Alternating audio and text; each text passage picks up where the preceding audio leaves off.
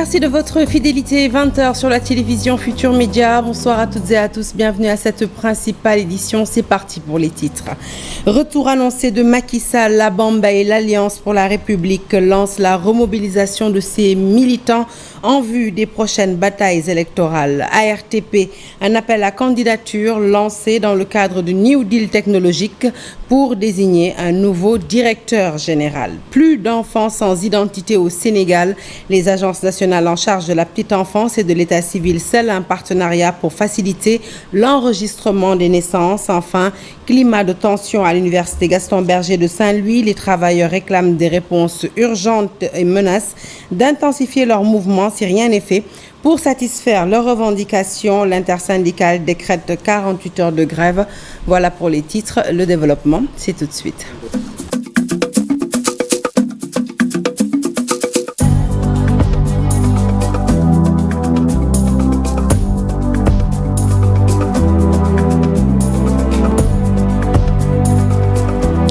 Bonsoir à toutes et à tous. Un journal que nous ouvrons avec cette triste nouvelle. Wakam perd son Jaraf. Youssou Ndoye est décédé ce jeudi à l'hôpital principal de Dakar des suites d'une maladie. Confirmation d'un membre de sa famille. Figure respectée de la communauté lébou, il était reconnu pour son rôle de médiateur et son engagement en faveur de la préservation des traditions ainsi que de la cohésion sociale. Le groupe Futur Média dans son ensemble présente ses condoléances émues à la famille éplorée ainsi qu'à toute la collectivité lébou.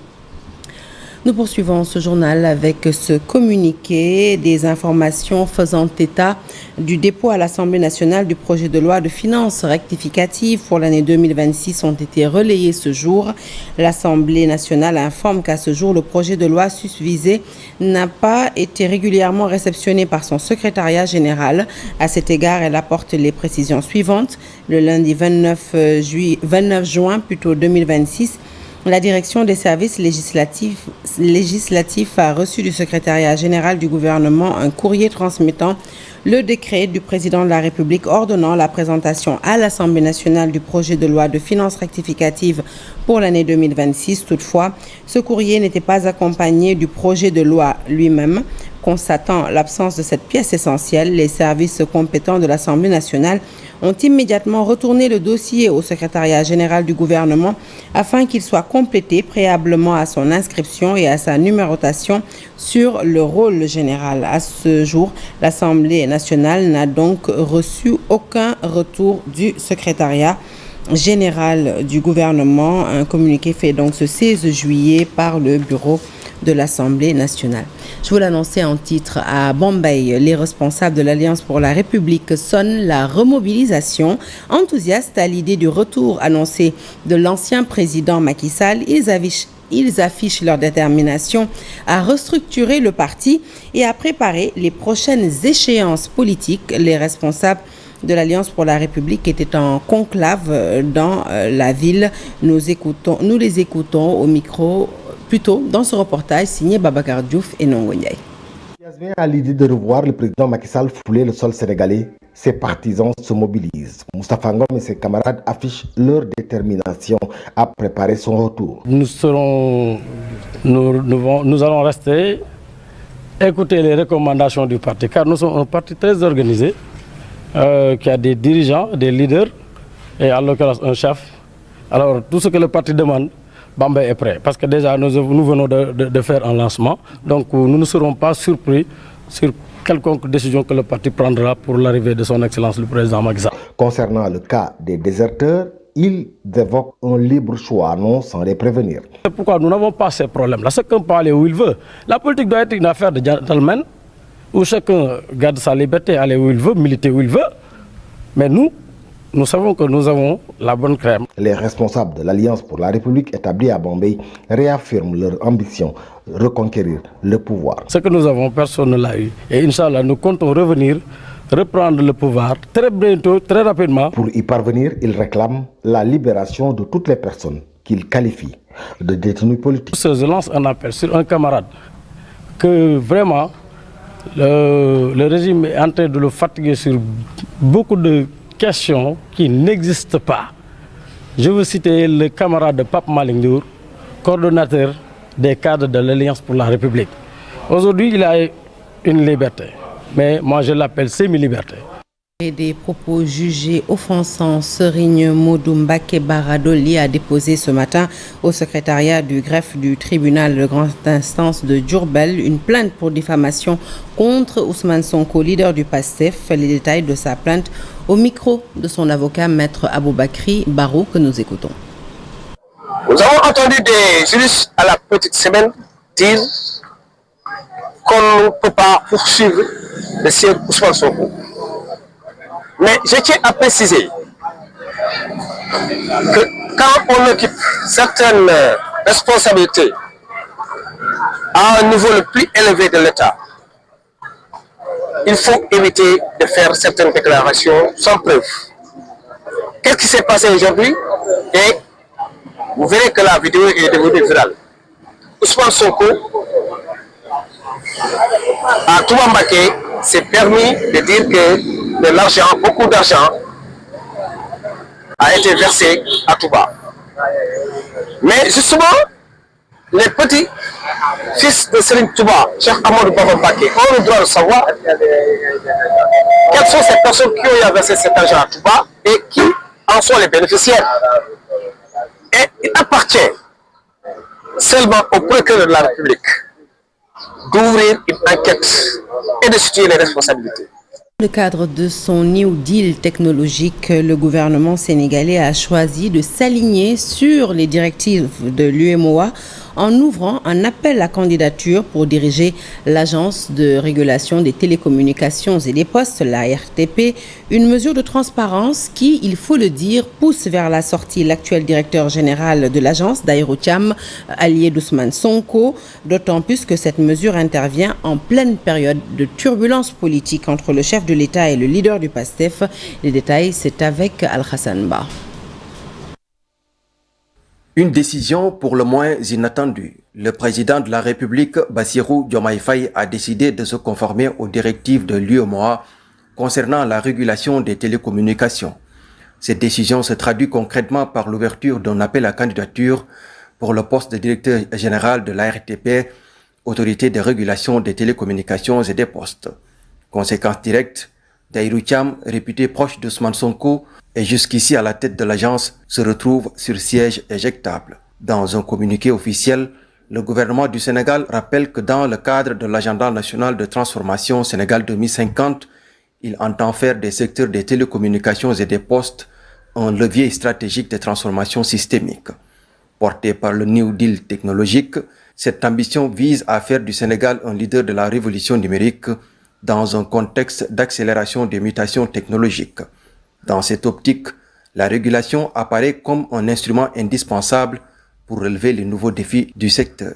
Il convient de rappeler que la nomination du directeur général de la RTP et le fonctionnement même de l'institution sont soumis aux directives de l'UEMOA sur les télécommunications. Ces règles régionales imposent notamment aux États membres de garantir l'indépendance du régulateur vis-à-vis des opérateurs du marché, assurer la transparence et la non-discrimination dans la gestion du secteur, harmoniser les règles d'interconnexion et d'accès pour favoriser une saine concurrence. Selon le communiqué gouvernemental, le directeur général assure la direction exécutive de la RTP, responsable de la mise en œuvre des orientations stratégiques, de la gestion opérationnelle et de la représentation de l'institution. Il doit garantir une régulation efficace, indépendante et transparente. Son action doit s'inscrire dans l'intérêt des usagers, de l'État et des opérateurs. Enfin, conformément à l'article 237 du Code des communications électroniques, le directeur général nommé par décret est désormais assujetti à un contrat de performance.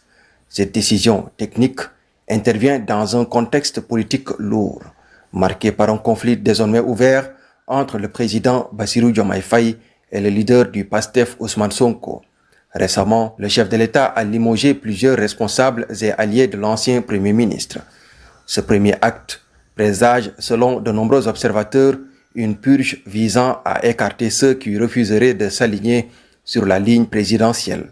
À Mbacké, lors de l'inauguration du siège de PASTEF, Ousmane Sonko avait d'ailleurs mis au défi le chef de l'État de limoger tous ses proches lors du prochain Conseil des ministres. Le président franchira-t-il le pas aujourd'hui? le bras de fer est lancé. Installé ce jeudi à la tête de la Cour des comptes, le premier président a décliné les grandes orientations de son mandat. Il promet une institution plus efficace avec un meilleur suivi des recommandations issues des rapports, un traitement systématique des dossiers susceptibles de poursuite, ainsi qu'un renforcement de la professionnalisation des magistrats et du personnel de la Cour. Abdul Majib Gueye, premier président de la Cour des comptes, que voici. L'activité de la Cour donne lieu à des rapports qui nous ouvrent trois perspectives. La première perspective, c'est les recommandations dont nous suivons la mise en œuvre. La deuxième perspective, c'est les déférés que nous faisons quand il y a des fautes de gestion. Et puis la troisième perspective, c'est les référés, s'il y a des faits qui relèvent donc du pénal. Alors de ce point de vue-là, aujourd'hui systématiquement, la Cour, quand il y a lieu, fait le suivi des recommandations. Elle fait aussi les déférés qu'elle envoie à la Chambre de discipline financière. Elle établit aussi des référés à l'endroit du ministre de la Justice. Maintenant, il appartient, n'est-ce pas, aux juges, n'est-ce pas, de prendre en charge ces questions-là. Mais du point de vue de la Cour des comptes, toutes les dispositions sont prises pour que les rapports ne dorment pas dans les tiroirs, comme on dit. Je pense qu'on est arrivé à un niveau où le personnel de la Cour doit se professionnaliser davantage. Nous avons indiqué les axes en termes d'outils de travail, nous avons indiqué les axes en termes de dispositifs à mettre pour la gestion de la qualité de nos travaux. Nous avons aussi indiqué les axes en termes de formation permanente, parce que nous sommes en train de mettre en place un centre de formation permanente. Le reportage du jour nous mène à Afia et Kaïbar, deux quartiers de Tivaouane Peulh Niague situés en face de Jaxaay Parcelles. Sur place, les habitants craignent déjà les prochaines inondations. Les stigmates de l'hivernage dernier sont en effet encore visibles dans les ruelles et certaines maisons. Ils dénoncent, ces riverains, la réalisation de la route principale sans ouvrage d'assainissement ni bassin de rétention et réclament des mesures urgentes avant les fortes pluies. Reportage sur place d'Aminata Ba et d'Ousmane Baldé. L'hivernage dernier stagne encore dans les ruelles et certaines habitations. Nous sommes dans les quartiers Afia et Kaïbar. Les habitants dénoncent la construction d'une route sans ouvrage de drainage ni bassin de rétention. Ils craignent revivre les mêmes difficultés cette année. Avant d'installer une route, il faut a priori des ouvrages d'assainissement qui permettent d'évacuer les eaux pluviales. Et malheureusement, on a constaté que cet assainissement-là n'est pas encore réalisé. Ce qui risque pour cette année-ci de créer un problème très très grave. À Kaïbar comme à Afia, l'inquiétude grandit. Le site est destiné à accueillir un bassin de rétention est aujourd'hui envahi par les TIFA et les reptiles, exposant les riverains à une insécurité permanente. C'est une situation d'insécurité avec les TIFA, avec tout ce qu'il y a comme serpents et autres. Et ça crée véritablement une situation d'insécurité qui inquiète tout le monde. Les eaux pluviales de l'année dernière sont encore dans les ruelles. Cette année, ça risque d'être une année exceptionnelle. Situés à proximité de la commune de Jaxaay Parcelles, les quartiers Afia et Kaïbar font pourtant partie de la commune de Tivaouane Peulh Niague. Les habitants réclament des mesures urgentes avant les prochaines fortes pluies. On est dans une situation où on est en face de Jaxaay, la commune de Keur Massar, et on fait partie de Tivaouane Peulh. Et c'est ce qui a prévalu même au maire de ne pas nous reconnaître en tant que tel. Toutes les eaux du moins de Jaxaay, vers cette pente gravitaire-là, qui va directement vers les quartiers Kaïbar et Afia. On a subi cette pression-là depuis des années et cette année-ci, ça va encore être pire. Mais alerter, mais surtout trouver des mesures provisoires, à titre provisoire et démarrer le plus tôt possible, en tout cas le projet 2. Ces populations disent subir les conséquences d'un mauvais découpage administratif. Elles appellent Promoville et l'ADM, Agence de développement municipal, à intervenir rapidement pour apporter des solutions durables. La SNHLM, la Société nationale des habitations à loyer modéré, passe à l'action face aux occupations illégales de son site de 20 hectares situé dans la commune de Bambilor. La société a procédé à une opération de délimitation et de balisage avec l'enlèvement de bornes installées sur les lieux. L'opération s'est déroulée en présence de la DESCOS et des autorités administratives. Les explications d'Ali Cissé, il est secrétaire général adjoint à la SNHLM. Il nous en dit plus au micro d'Abdou Diouf Diagne et d'Ahmadou Bambassamb. Depuis sa création en 1959, sa mission principale a été toujours de mettre à la disposition de la population des logements et des parcelles viabilisées dans des zones sécurisées. Cependant, nous avons constaté depuis un certain temps la recrudescence d'occupations irrégulières, mais également d'installations anarchiques sur l'ensemble de nos sites, ce qui compromet à nos projets, mais également ce qui porte préjudice aux droits de la clientèle qui ont déjà versé leurs ressources dans la sécurité. En toute sécurité, je veux dire, compte tenu de tous les facteurs, la SNHLM a pris la décision maintenant de lutter contre ce banditisme foncier et de récupérer l'ensemble de ces sites au bénéfice de nos projets, mais également de la clientèle.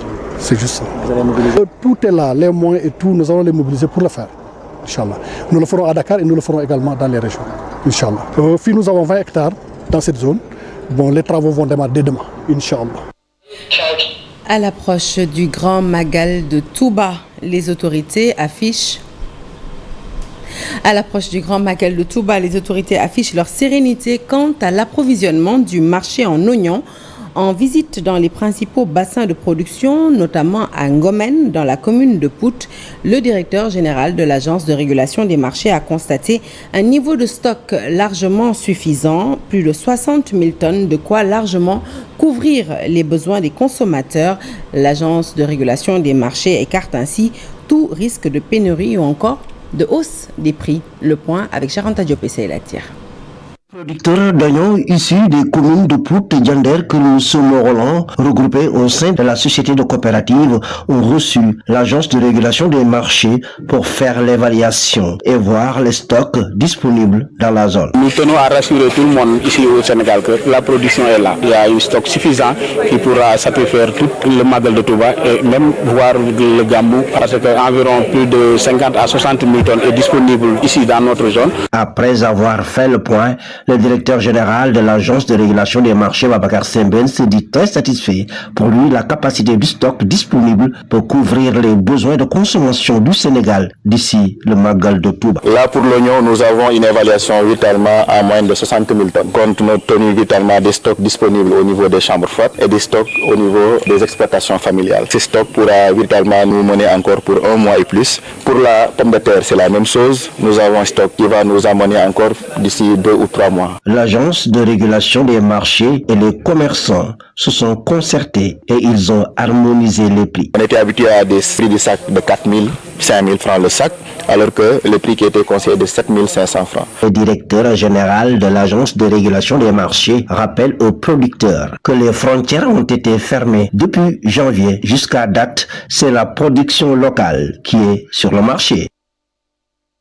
La tension monte à l'université Gaston Berger de Saint-Louis. Après 4 mois d'attente, les travailleurs regroupés au sein de l'intersyndicale exigent la tenue immédiate du conseil d'administration. Déclaration faite lors d'une assemblée générale à l'issue de laquelle ils ont décrété ces travailleurs une grève de 48 heures. Ousseynou Diop, Abibsek.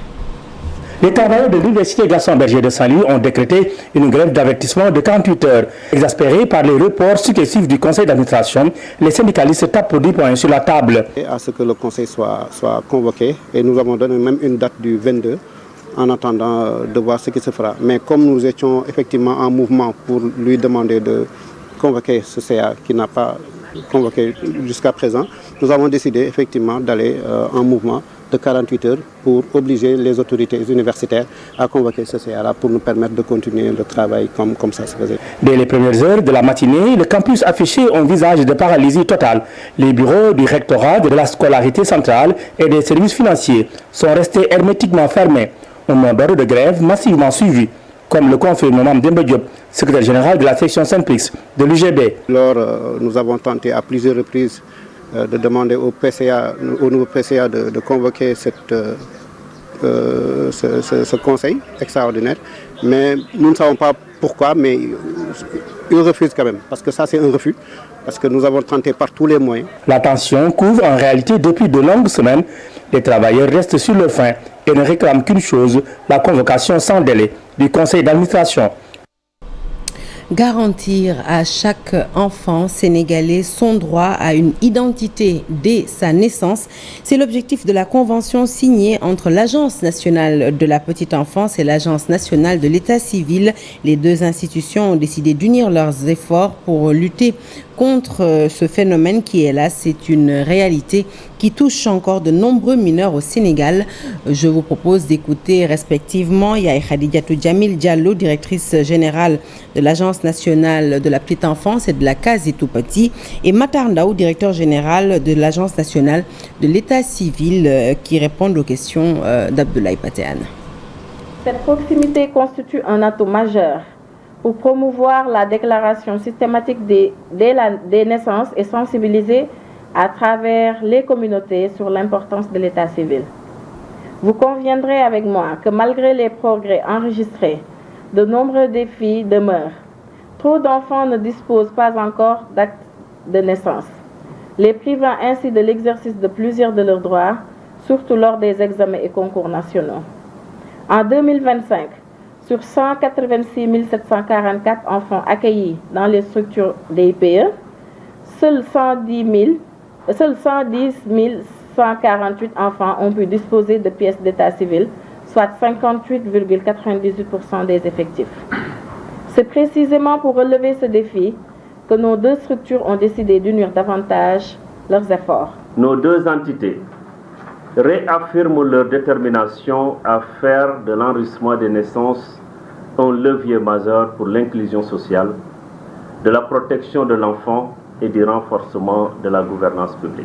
Je forme le vœu que cette convention produise rapidement des résultats tangibles sur l'ensemble du territoire national et qu'elle contribue à consolider un état civil moderne, inclusif, sécurisé et accessible à tous. Parlons à présent de ce constat. Pour garantir la réinsertion des mineurs en conflit avec la loi, il est essentiel de mieux diagnostiquer leur environnement familial. Le Centre de formation judiciaire et la Direction générale de la protection judiciaire et sociale ont réuni des éducateurs spécialisés autour de la thérapie familiale systémique et pendant 2 jours, ces professionnels ont renforcé leurs compétences pour analyser le milieu de vie de ces jeunes en difficulté, une étape cruciale pour leur offrir une seconde chance.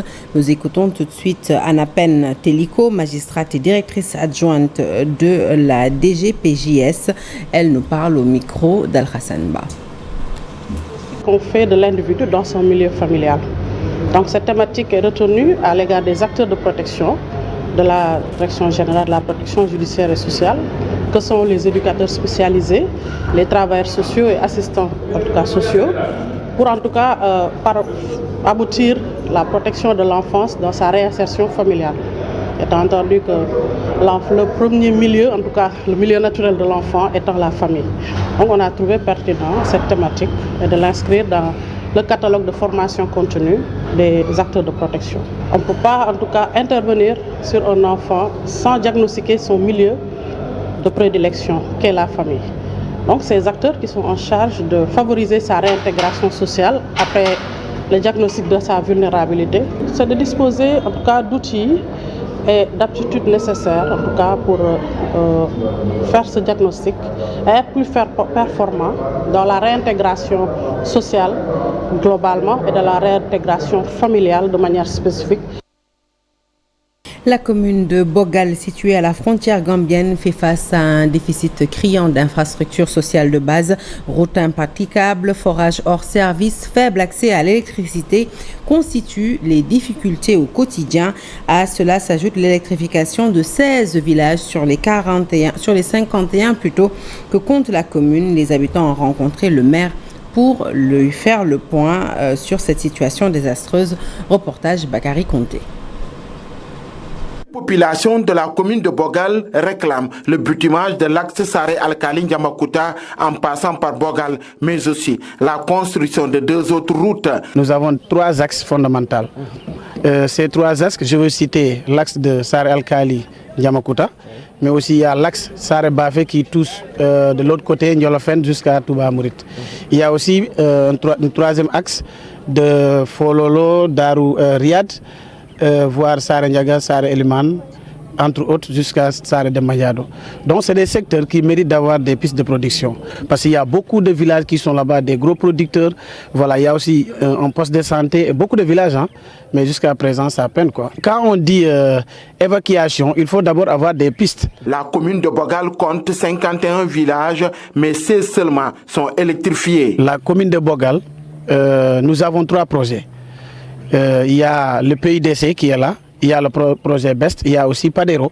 D'ailleurs, Padero, ils ont 18 villages dans la commune. Mais jusqu'à présent, nous sommes en contact avec le coordinateur. Mais jusqu'à présent, il n'y a pas de démarrage des travaux. Et vraiment, nous lançons un appel pour dire au président de la République que Bogal a besoin de l'électricité. Les 4 forages de la commune ne fonctionnent plus. L'eau aussi, c'est des problèmes. Parce que je veux citer aussi, il y a le forage de Saralkali, il y a même le projet qui était là. Donc eux aussi, depuis qu'ils sont partis, il n'y a pas de retour. Il y a aussi le forage de Bogal qui est là et le forage de Medina Taïbatou qui regroupe presque 11 villages et jusqu'à présent le forage est en panne. Donc il y a aussi le forage de Sénoba, le Sato aussi il y a des fissures quoi. Le maire sollicite des financements pour les femmes. Nous sollicitons aussi à l'État, surtout l'ADER ou bien le ministre de la Femme, qu'ils viennent aussi appuyer les femmes de la commune. Les populations de Bogal demandent au président de la République de leur venir en aide dans les plus brefs délais afin de sortir du gouffre. Sport et nous démarrons avec les arts martiaux. C'est le désarroi chez les membres de l'équipe nationale de Vovinam Viet Vo Dao du Sénégal à moins d'une semaine du démarrage du mondial de la discipline à Paris. Ni le staff, encore moins les athlètes n'ont obtenu leur visa. Une déconvenue qui, selon les organisateurs, résulte de péripéties avec le ministère des Sports qui, selon les membres de la fédération, n'ont pas joué franc jeu depuis le début de leur préparation il y a un peu plus de 6 mois.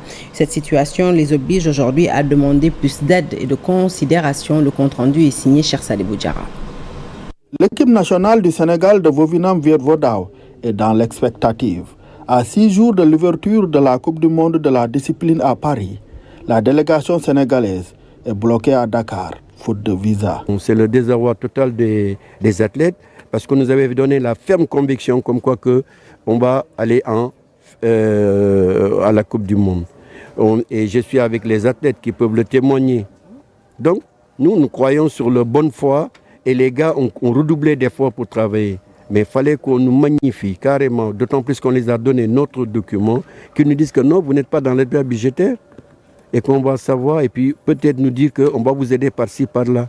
Actuellement, avec la nouvelle ministre, notre seul souhait, c'est qu'ils nous aident à pouvoir faire le déplacement, quelle que soit la durée qui peut rester. On a demandé une lettre d'accompagnement, mais que cette lettre d'accompagnement facilite aussi les visas pour qu'on puisse partir. La Fédération mondiale a écrit à l'ambassade, a écrit au ministère. Le Vovinam Viet Vo Dao, une discipline gangrénée par des divisions au Sénégal, en dépit de nombreux succès. Depuis 6 mois, ils sont en regroupement et je vois que c'est le moment idéal vraiment de nous aider. De nous aider à pouvoir participer à la Coupe du monde, d'autant plus que depuis 2002 jusqu'à présent, tous les 4 ans, on n'a jamais raté une Coupe du monde. Et à chaque fois, on honore le Sénégal. En 2022, on a ramené 22 médailles, dont 9 or, 9 argent et 4 bronzes. Au championnat d'Afrique tout dernièrement à Bamako, on a ramené 40 médailles, dont 16 or, 12 argent, 12 bronzes. Mais on fournit notre effort pour l'émanation de ça. On nous a demandé l'arbitrage budgétaire. On a tout fait pour donner. Donc, on a donné à temps. Mais la moindre des choses, c'est de nous dire que peut-être vous n'êtes pas pris dans l'arbitrage budgétaire. À l'heure actuelle, avec la nouvelle ministre, on ne fait que demander qu'on nous prenne pour qu'on puisse représenter le Sénégal où on s'était classé 2e. L'attente d'une fin heureuse, c'est l'espoir qui anime encore les membres de l'équipe nationale du Sénégal de Vovinam Viet Vo Dao qui continuent leur préparation. Allez, du Vovinam Viet Vo Dao, nous passons au taekwondo avec ces 82 taekwondistes issus de 3 clubs qui ont tous réussi leur passage de grade à la grande satisfaction de leur maître. Une preuve de la bonne marche de cette discipline au Sénégal, une discipline qui milite pour l'inclusion et la formation des enfants avec le lancement de la 2e édition d'un camp de vacances sportives, compte rendu toujours signé Chersadi Boudjara. Pour occuper les enfants. C'est le pari renouvelé par le club de taekwondo de Bob. Formation pour vacances. Ce camp va durer 21 jours. Les enfants vont y pratiquer le taekwondo, la boxe, le karaté, le judo, le basket, la natation, entre autres. Ils seront initiés aussi au secourisme, au développement personnel et leadership. Ce camp, bénéfique aux petits, va également servir pour la détection de jeunes talents. Un lancement couplé au passage de grade pour montrer la bonne tenue de la discipline, malgré des manquements. Tous les candidats sont passés, donc il y a également les handicapés, parce qu'ici on regroupe, lors de taekwondo, il y a ce qu'on appelle le para-taekwondo, donc qui prend en charge les handicapés. Donc vous les avez vus tous. Donc ils sont passés, donc il y a des handicapés moteurs, il y a les handicapés motrices, donc il y a également les handicapés cérébraux et tout, donc mais vraiment ça a rassemblé tout le monde. Donc on a fait un très bon passage, on a lancé le centre aérien. Vraiment, tout le monde est content et le niveau est bon. Le niveau est bon donc, parce que nous avons de très grands maîtres. Donc, nous avons de très grands maîtres. Ici, le Bob Taekwondo Club particulièrement, nous avons Maître Latif qui est un expert des arts martiaux, vraiment qui est un très grand maître. Donc même dans les autres régions, tout ce qui représente le Taekwondo, donc c'est les gens qui ont le niveau. Donc les élèves aussi sont disciplinés et donc ce qui fait qu'en résultat, on a un bon niveau en Taekwondo. C'est résultat au niveau continental. Donc on gagne des compétitions. Le Taekwondo, une discipline en plein essor au Sénégal, avec une part belle à l'inclusion. Merci Ibrahim Akan, merci à vous chers téléspectateurs. Voilà qui met fin à ce journal que je suis ravie de vous avoir présenté, mais restez avec nous. Nous parlons tout de suite de la candidature de l'ancien président Macky Sall au poste de secrétaire général des Nations Unies avec l'ancien ministre des Affaires étrangères et des Sénégalais de l'extérieur, M. Mankeur Ndiaye. À tout de suite.